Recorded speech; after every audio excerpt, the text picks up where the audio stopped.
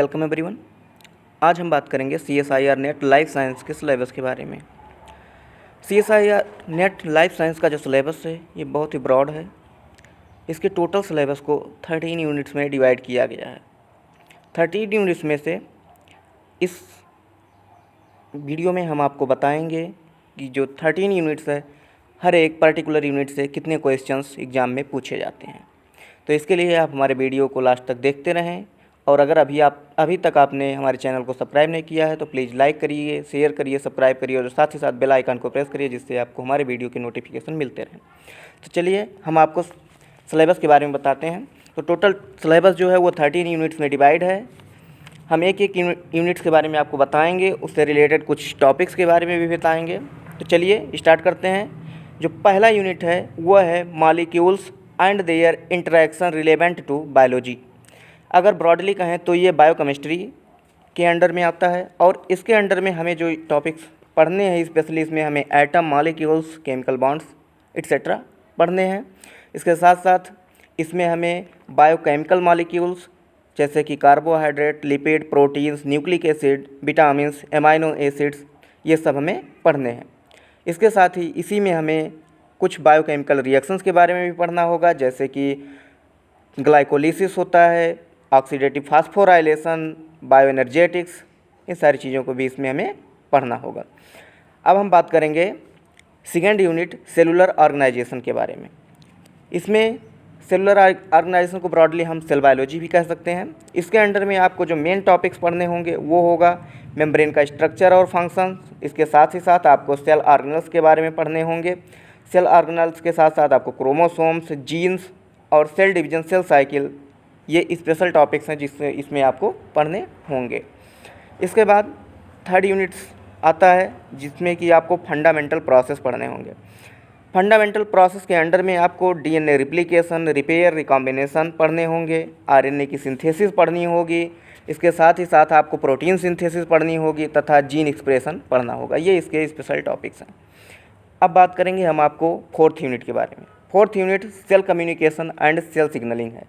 इसमें आपको मेन जो टॉपिक्स है उसके अंडर में आपको पढ़ना होगा होस्ट पैरासाइट इंटरेक्शंस, आपको पढ़ना होगा सेल सिग्नलिंग, आपको पढ़ना होगा सेलुलर कम्युनिकेशन तथा इसमें सबसे स्पेशल है वो है कैंसर, आपको पढ़ना होगा। इसके साथ ही साथ इसमें इम्यूनिटी आपको पढ़नी होगी, यानी कि इम्यूनोलॉजी।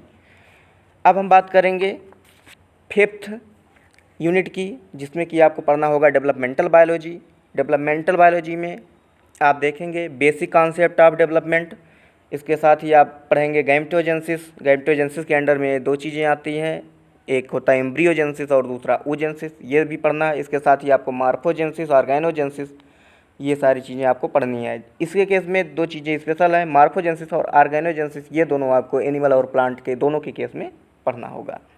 इसके बाद हम बात करेंगे यूनिट नंबर 6 जो कि है फिजियोलॉजी का। ये स्पेशली प्लांट फिजियोलॉजी का है। इसमें आपको पढ़ने होंगे स्पेशल प्लांट फिजियोलॉजी के टॉपिक्स जैसे कि photosynthesis, respiration, photo respiration, nitrogen metabolism, plant hormones, sensory photo biology. इसके साथ ही साथ आपको पढ़ने होंगे वाटर और प्लांट का relationship, secondary metabolism, stress physiology आदि, ये सारी चीज़ें इसके कुछ इंपॉर्टेंट टॉपिक्स हैं। अब इसके बाद हम बात करेंगे फिजियोलॉजी की। इसमें हम अगला जो सातवां यूनिट है ये है एनिमल फिजियोलॉजी का।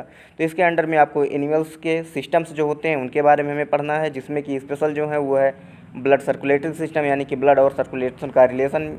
इसके बाद दूसरा है कार्डियोवैस्कुलर सिस्टम और अगला जो है respiratory system, nervous system, sensory system, excretory system और डाइजेस्टिव सिस्टम। इसके साथ ही इसमें हमें पढ़ना है थर्मो रेगुलेशंस, एंडोक्राइन रेगुलेशंस। बस इतने ही टॉपिक्स इसके जो मेन है, इंपॉर्टेंट है, वही हमें पढ़ने हैं। अब हम बात करेंगे यूनिट नंबर 8 के, जिसमें हमें पढ़ना है इनहेरिटेंस बायोलॉजी। इनहेरिटेंस बायोलॉजी को हम स्पेशली कह सकते हैं जेनेटिक्स। तो इसमें जेनेटिक्स के केस में हमें पढ़ना होगा मेंडेलियन प्रिंसिपल्स। इसके साथ ही जीन कॉन्सेप्ट पढ़ना होगा, मेंडेलियन प्रिंसिपल का भी कॉन्सेप्ट पढ़ना होगा, जीन मैपिंग पढ़नी होगी, क्रोमोसोमल इनहेरिटेंस के बारे में हमें पढ़ना होगा, ह्यूमन जेनेटिक्स पढ़ना होगा। इसके साथ ही साथ हमें इसमें म्यूटेशन और रिकॉम्बिनेशन के प्रोसेस को डिफाइन करना है। अब हम बात करते हैं unit number 9 diversity of life, ये लॉन्गेस्ट यूनिट है जिसमें कि हमें ब्रॉडली प्लांट और एनिमल्स के डाइवर्सिटी के बारे में हमें पढ़ना है, यानी कि टोटल हम बायोलॉजिकल डाइवर्सिटी के बारे में पढ़ते हैं। इसके अंडर में हमें आपको पढ़ना होगा प्रिंसिपल और मेथड ऑफ टैक्सोनॉमी। इसके बाद आपको पढ़ना होगा लेवल ऑफ स्ट्रक्चरल ऑर्गेनाइजेशन। इसके साथ आपको आउटलाइन क्लासिफिकेशन पढ़ने होंगे प्लांट के, एनिमल्स के और साथ ही साथ माइक्रो ऑर्गेनिजम्स के। इसके अलावा आपको इसमें पढ़ने होंगे नेचुरल हिस्ट्री ऑफ इंडियन सब कॉन्टिनेंट्स के बारे में। इसके बाद इसमें आप देखेंगे एग्रीकल्चरल और हेल्थ के इम्पोर्टेंस जो ऑर्गेनिज्म हैं उनके बारे में, और साथ ही साथ इसमें हम पढ़ेंगे कंजर्वेशन मैकेनिज्म के बारे में। इसके बाद आता है यूनिट नंबर 10 जिसको कहते हैं इकोलॉजिकल प्रिंसिपल, या इसको हम इकोलॉजी कह सकते हैं, या स्पेशली कहें तो इन्वायरमेंटल बायोलॉजी के अंडर में आता है। इसमें हमें मेन टॉपिक्स जो पढ़ने हैं वो है इन्वायरमेंट्स से रिलेटेड कंपोनेंट्स, जैसे कि फिजियोलॉजिकल कंपोनेंट, बायोलॉजिकल कंपोनेंट्स, ये सारी चीज़ें। इसके अलावा हमें इसमें पढ़ना हैबिटाट और निकी। इसके साथ पॉपुलेशन इकोलॉजी पढ़ना है, इसमें स्पीसीज के इंटरेक्शन के बारे में पढ़ना है, कम्युनिटी इकोलॉजी पढ़ना है, साथ ही साथ सक्सेशन पढ़ना है, और इकोसिस्टम बायोजियोग्राफी, अप्लाइड इकोलॉजी, साथ ही साथ कंजर्वेशन बायोलॉजी भी हमें इसमें पढ़ना है। ये इसके इम्पॉर्टेंट टॉपिक्स हैं। अब हम बात करेंगे यूनिट 11th की, जो कि है इवोल्यूशन एंड बिहेवियर। इसमें हमें पढ़ना है इमर्जेंस ऑफ इवोल्यूशनरी थॉट्स, यानी कि जो इवोल्यूशन हुआ है, यानी कि डेवलपमेंट ऑफ लिविंग्स, या हम कह सकते हैं कि अर्थ का डेवलपमेंट कैसे होगा, इन सारी चीज़ों के बारे में हमें इवोल्यूशन के बारे में पढ़ना है। इसके साथ ही हमें पढ़ना ओरिजिन ऑफ सेल्स। इसके बाद हमें पढ़ना इसमें ही पैलियोंटोलॉजी या इवोल्यूशनरी हिस्ट्री के बारे में हमें पढ़ना है। साथ ही साथ इसमें हम पढ़ेंगे मॉलिक्यूलर इवोल्यूशन, और इसी में हमें पढ़ना है इवोल्यूशनरी कॉन्सेप्ट्स।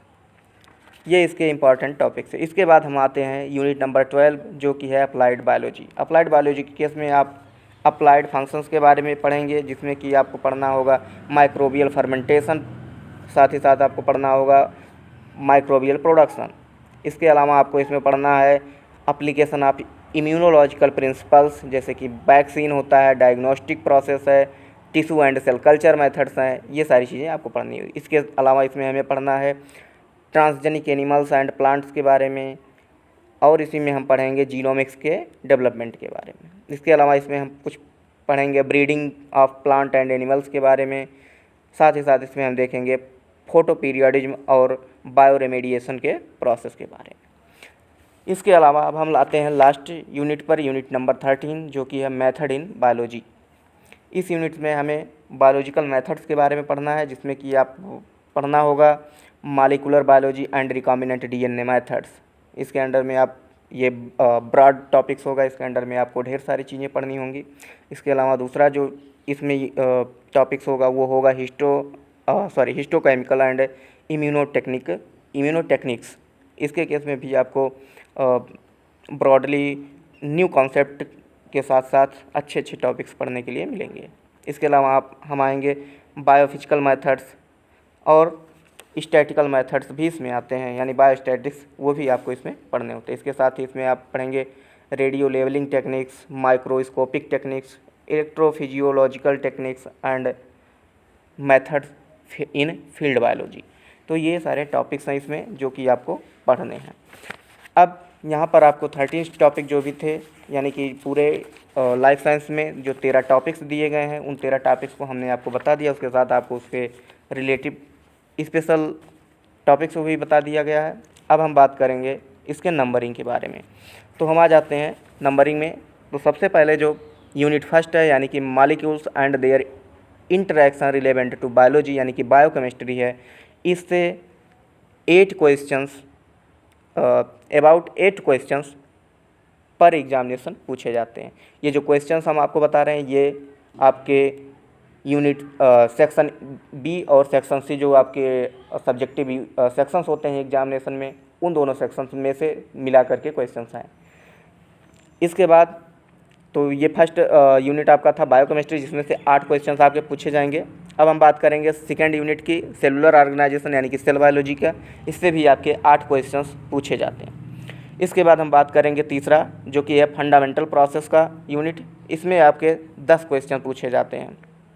अब हम बात करेंगे चौथे यूनिट की, जिसमें कि cell communication and cell signalling है।